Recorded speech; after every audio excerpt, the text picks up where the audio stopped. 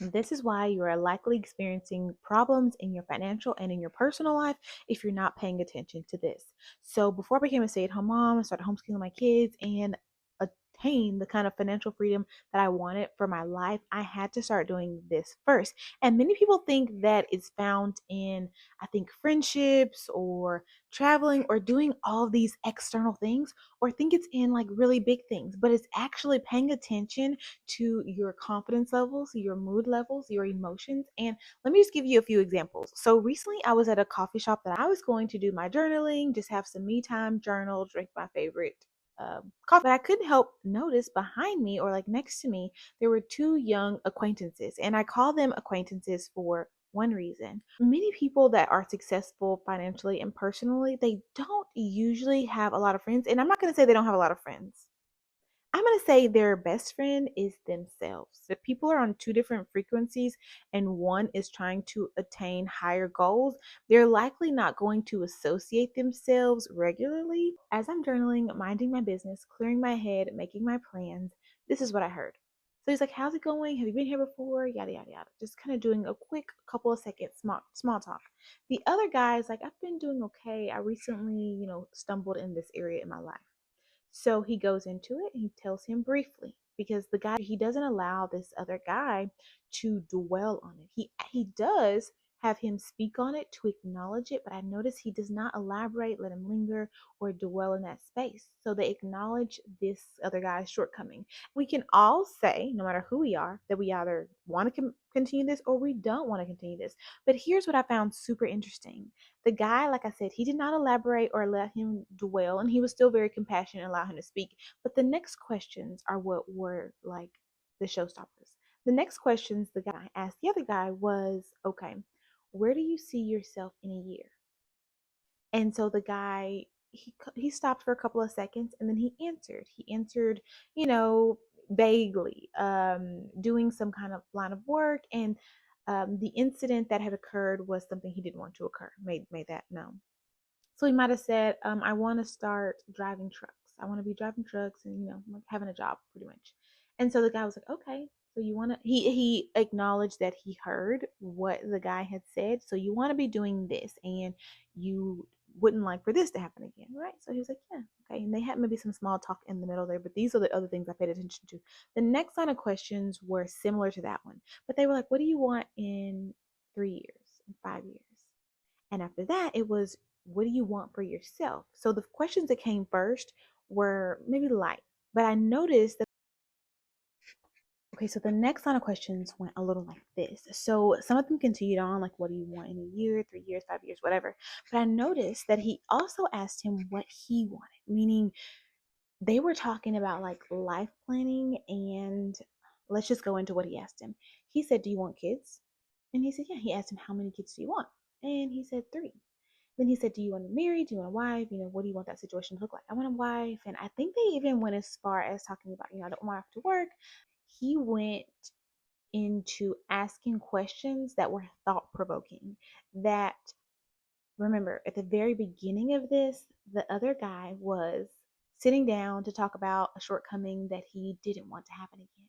And yet this other guy is speaking to him. He's asking him with compassion and patience, thought-provoking questions. And I thought that was so interesting that he asked him about kids, a wife, and what did he want that situation to look like.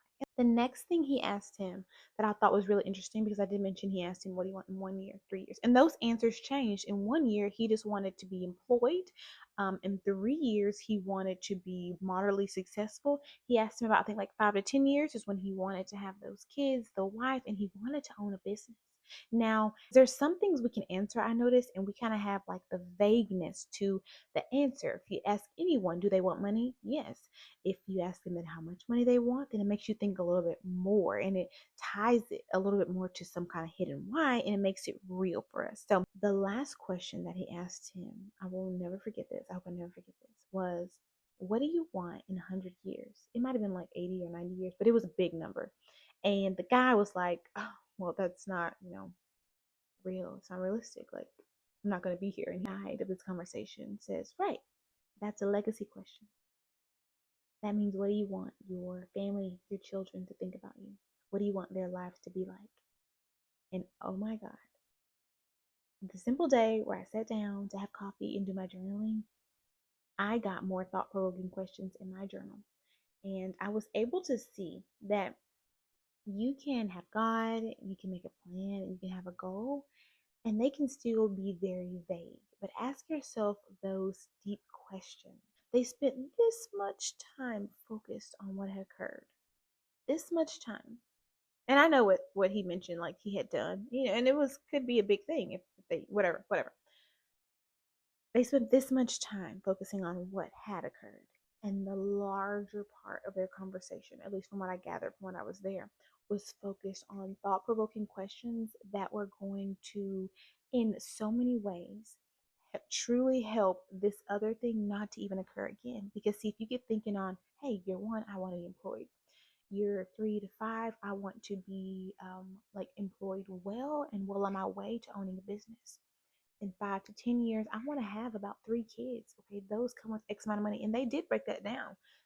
Children cost about this much money. Do you want them to go to college? What do you want for your wife? Like really, those deep questions. All of these much bigger questions.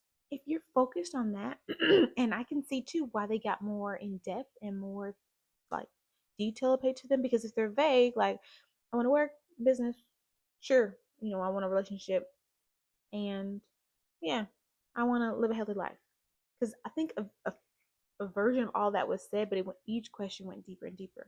If your goals are vague, the likelihood of you achieving them and restarting them may be higher. And if there's something that you do not really like in yourself that you've done, no matter how big, no matter how small, whether it be law breaking, whether it be moral breaking, whether it be whatever, because every single person does something. We're going to continue to do something. But whatever it is, if it's we all can know, because a lot of us are taught right from wrong, like I don't want that to continue. I don't like that behavior. I don't want this to happen. They focus so much time, this much time on what had happened, and so much time on what he wanted for his life. And I do believe that if you pay attention to acknowledging what had happened and take responsibility for that, because he did that also in the beginning of their conversation, and then getting those dreams and plans down really specific.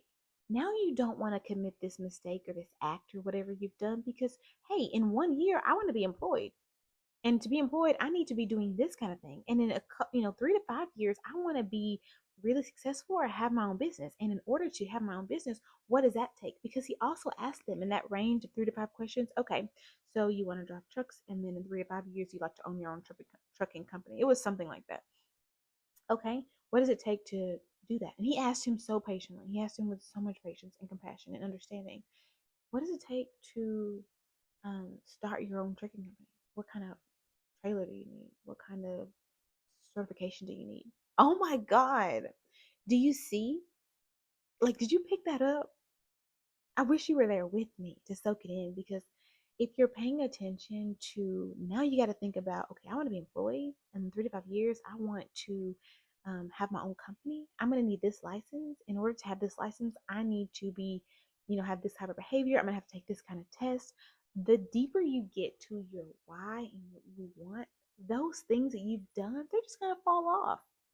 And then you can release yourself from forgiving yourself and moving on, because you have to let that go. Like I said, with all the things I heard them talk about, it was mentioned for like a tenth of a second. It felt like was hardly mentioned. It was addressed, acknowledged, and there was so much self-discovery and thought-provoking questions that were asked. And soon that becomes this big, and your mind is full of what you want, what it takes to get there. So when it comes to achieving that financial success, that personal success, you really have to get clear on what it is you want. So if that even means like your health, it's not so much of like, I want to be fit. That's so vague. Good, but so vague. Okay, what weight do you want to be? What kind of exercises do you enjoy or could you see yourself maintaining? Why do you really want to do this? You know, so many things. And I spend a good amount of time journaling myself and having thought provoking questions to myself in my journal, and really figuring things out in there. And I kind of want to bring it back to that, because so many times we can think that great success lies in those external things. where you go to school, who teaches you, if you can read, how well you are in this subject or that subject. And while those things matter greatly once you're on your way, the real work begins in your journal with good mentorship, with strong connections, with people who, and the other guy, they were in close age. It's not like he was 100 years old talking about legacy questions. No, he was still able to ask him questions that would help him think, that would help him be the kind of person and man that he wants to be. And everything starts there. It starts in your mind. Your money mindset is literally what I had to call it and what I do call it. And so, anyways, that kind of wraps up today's video. By the way, I have set a personal goal from now to the end of July to post a video every single day. There's so much that I have to offer. There's so much that I have done, and I think that can be valuable to someone looking to be serious about their goals. You can visit my website, notanotherperfectmom.com. What can happen when you have God, a plan, and some clear goals? So we're going to give it all we got. Let's lock in together. Let's forgive ourselves of what we've done, what we don't like in ourselves, what we've experienced before. Like, you made whatever choice you made with whatever information you had at the time. Good information, not so great information, influences, whatever the case. That was then. This is now. When you know more information and you have those thought provoking questions and you've done more research on yourself and why and actions to take, now you can make different decisions. So also have some grace. Thank you so much for being here. I am so, so proud of you because honestly, I can feel you on the way to every single thing you want. Cheers to your success. I'll see you in the next one. Bye.